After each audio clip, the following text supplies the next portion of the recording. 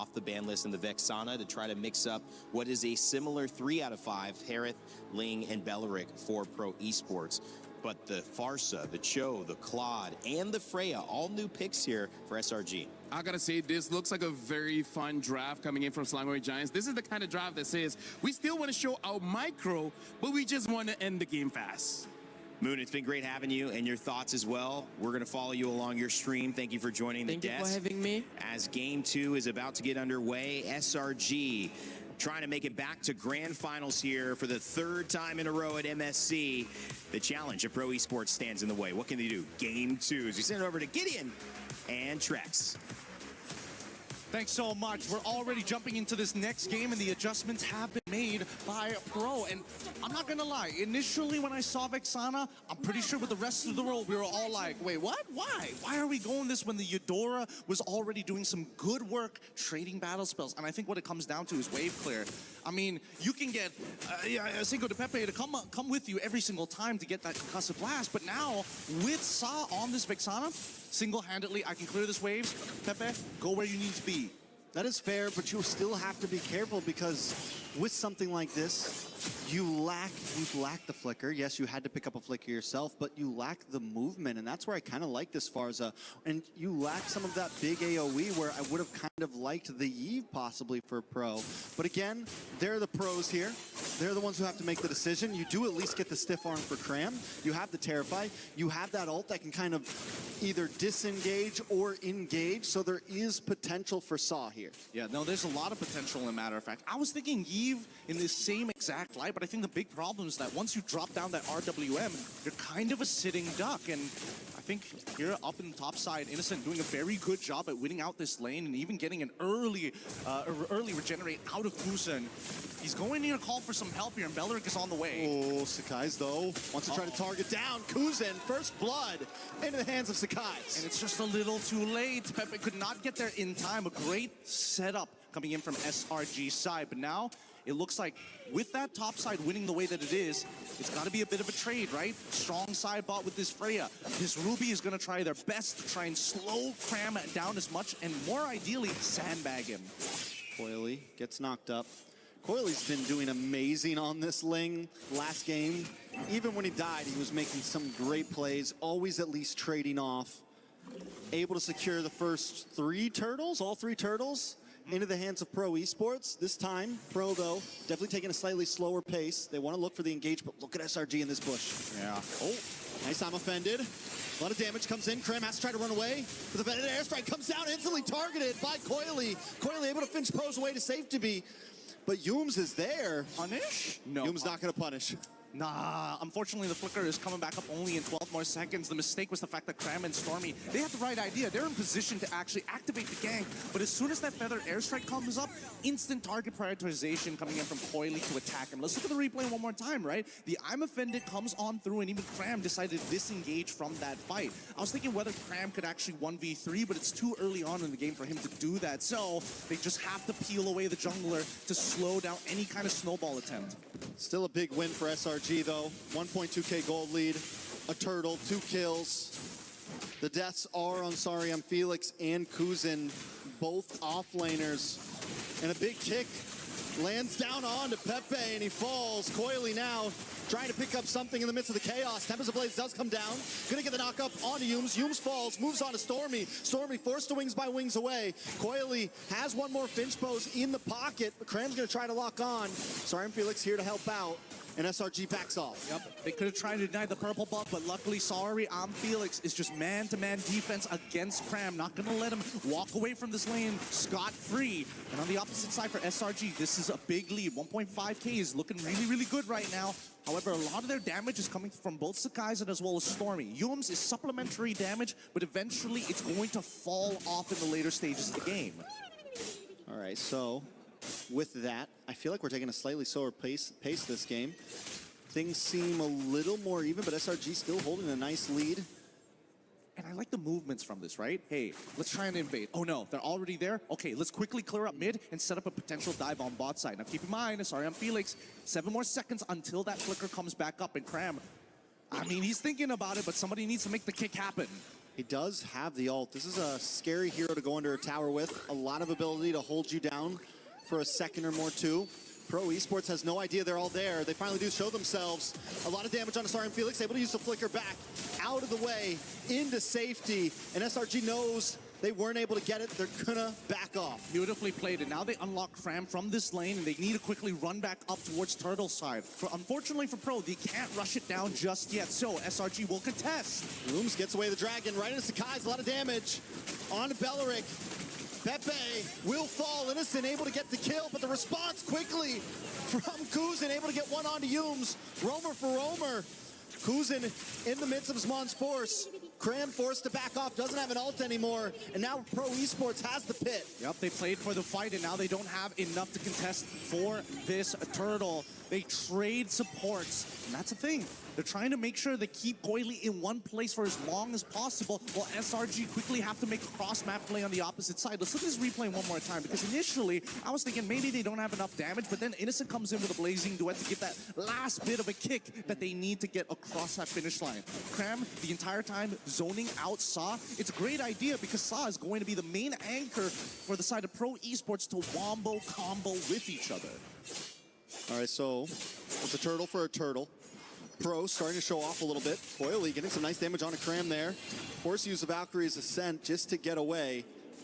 Pro Esports are matching the pace very well across the map, and even when SRG looks for plays, they haven't been able to secure the big gank yet. Yeah, yes, they're able to like attack the offlane, but nobody's gone down to those advances just yet. See, that's the thing. I think that Pro actually decided to adapt it. They realized that a lot of the punishment was targeted towards Coily's side, a lot of the invasions as well, and even down here by bot side, right? They're trying to keep him in visible areas across the map. They're not letting him take control on the opposite ends, and I think they've been doing this since game number 1 for the side of SRG. Pro on the other side, hey, if they're focusing on our Ling for this long, you know what? We're going to play for our Harith, right? Look at the reinforcements controlling this top side. Wait, a kick!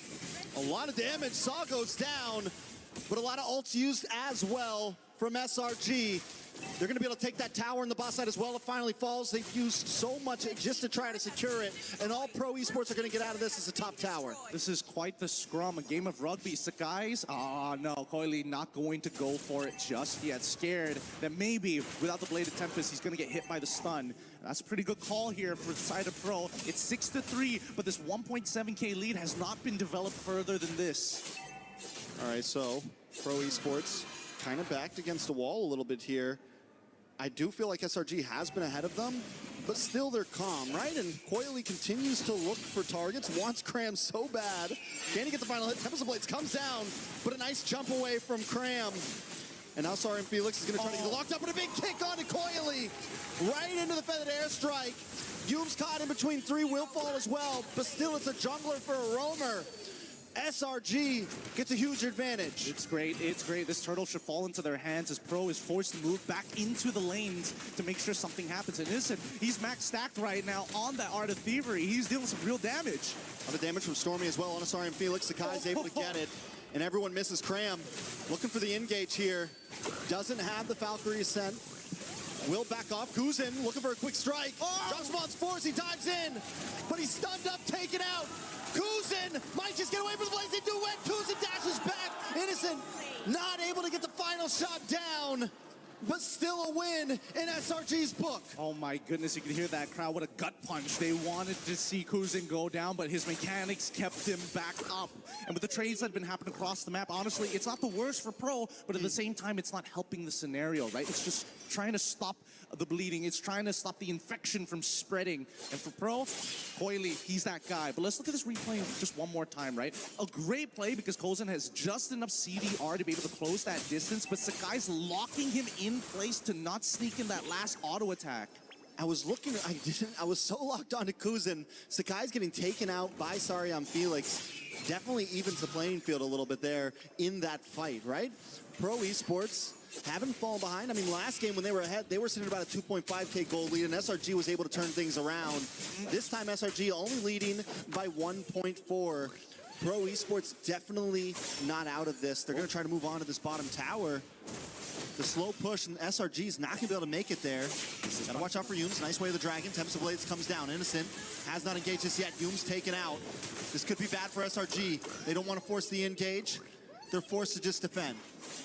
Able to get the Tempest of Blades out and buffer it just before the kick actually connects. Really good stuff here because it comes in two parts with that kick. So if you want to drag it out and max it out, you absolutely can. But if you got the right boots, you can get out of it no problem as soon as you have your abilities available. This could be Flicker, this could be Bladed Tempest. Either or works the exact same way. In this particular case here, I'm noticing that SRG, unfortunately, don't have the same benefits. Pro can walk into you like a bulldozer, overwhelming force. SRG actually have to play the consistent push and pull. They can't all go in at the same time. If not, Bellerin gets value, but Cram can't go in by himself. Both teams dead even on towers on the off lane. No big macro advantage, but a lot of damage on Ayum's. Feather Airstrike comes down, but the damage isn't enough to keep Pro Esports off of his teammate. Pro Esports now, with a man up, aren't going to rush this Lord, but Sakai's with a cheeky positioning into this tri-bush, looking for someone to fall into the trap. Actually, that was pretty huge. The fact that Pepe lost not only his Flicker, but his Wrath of the Dryads, he can't force a play upon his opponents. He pressed the buttons in the wrong order, and now this contestation might be a little bit harder than it seems. I mean, with a man up, he still feels comfortable. Sakai's going to try to make his way in. Coily's still able to get the Lord. Sakai's able to get away with his life, trying to take it. He's going to move on to the target, though. Pepe taking a lot of damage. Valkyrie sent into the backside. Sakai's goes down because Kuza responds with Swan's Force. And now Pepe may be able to get away here as Cram is unable to secure a kill. It's 2 down on the side of SRG and a Lord into the hands of Pro Esports. And this is what I was talking about. It's so difficult for SRG to throw everything at the wall. Somebody might be out of position. Somebody is a little too far, and they need to be in literally the perfect triangulated area to catch everybody. Because look at the tri-brush here. Instantly when you see that Cram decides, I'm going to change my targets over to Saw's side, the rest of Pro immediately collapse around him. And most importantly, Sorry I'm Felix is buying the perfect amount of time for everybody to either battle spell out of there or create some distance. Feather Airstrike does come down in defense, but a lot of damage on Ayum's. Ayum's just hasn't been able to hang out long in these fights. The damage just a little too much from Pro Esports. Are they going to move for this? Oh, Sorry, Felix comes in.